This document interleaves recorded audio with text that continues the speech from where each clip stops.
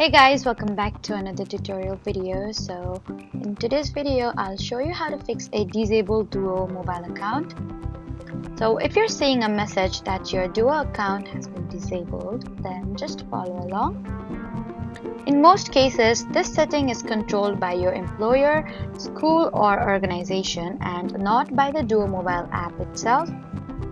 So you need to start by contacting your organization's IT administrator or help desk, and they can verify why your account was disabled and reactivate it if appropriate. And if you're asked to enroll again, then they'll provide a new activation link or a QR code. Next, you need to follow the enrollment instruction and reactivate Duo Mobile on your device. After that, you need to test your login to confirm that authentication is working again.